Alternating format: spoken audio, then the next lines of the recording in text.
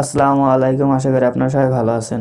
যে কোনো যুদ্ধক্ষেত্রে আপনি যদি যুদ্ধ করতে চান তাহলে অস্ত্রের সক্ষমতা যতটা গুরুত্বপূর্ণ তার থেকে বেশি গুরুত্বপূর্ণ হলো লজিস্টিক সাপোর্ট বা দীর্ঘকালীন যুদ্ধ করার জন্য। কেবল যুদ্ধক্ষেত্রে যুদ্ধ করার জন্য আপনার কাছে যে পরিমাণ অস্ত্র থাকুক না কেন, এক সময় তা শেষ হয়ে যাবে এবং যুদ্ধকালীন পরিস্থিতিতে কখন সেটা শেষ হয়ে যাবে তার কোনো গ্যারান্টি নাই। সুতরাং নিজস্ব অস্ত্র নির্ভরশীলতা, নিজস্ব আত্মনির্ভরশীলভাবে উৎপাদন ব্যবস্থা না থাকলে নিজের সার্বভৌমত্ব রক্ষা করা বা যে কোনো যুদ্ধক্ষেত্রে জয়লাভ করা অনেকটা কঠিন। দেশের পাশে কোন দেশ থাকবে এটা এখনো সুনিশ্চিত নয়। সুতরাং আমাদের বাংলাদেশে উৎপাদন ব্যবস্থা নিশ্চিত করতে হবে।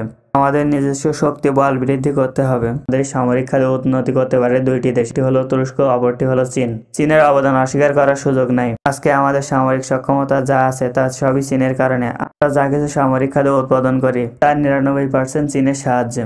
বাংলাদেশে 50 বছর স্বাধীনতা হওয়ার পরও আমরা এখন আর্টিলারি শেল উৎপাদন করি না। অনুযায়ী বাংলাদেশের যুদ্ধ হলে যুদ্ধক্ষেত্রে প্রতিদিন 10 থেকে 15,000 আর্টিলারি শেল নিক্ষেপ করতে হতে পারে। আমরা এই জায়গায় 6-7 মাস পর পর পৃথিবীর বিভিন্ন দেশ থেকে কয়েক হাজার আর্টিলারি আমদানি করি। সুতরাং আমাদের উৎপাদন সক্ষমতা বৃদ্ধি করতে হবে। বাংলাদেশ সামরিক খাতে বিনিয়োগ করতে চায় তুরস্ক। তুরস্ক বিনিয়োগের ক্ষেত্রে রাজনৈতিক কোনো শর্ত দেয়নি, যার জন্য বাংলাদেশ আগ্রহী। তুরস্কের সাথে আমাদের 6টি সেক্টর নিয়ে আলোচনা চলছে। এর মধ্যে খুবই গুরুত্বপূর্ণ 105 এবং 155 এর যে আর্টিলারি শেল আছে তার কারখানায় স্থাপন করবে বাংলাদেশের মধ্য তুরস্ক। ফিরে আসবো আবার কোনো নতুন ভিডিও নিয়ে।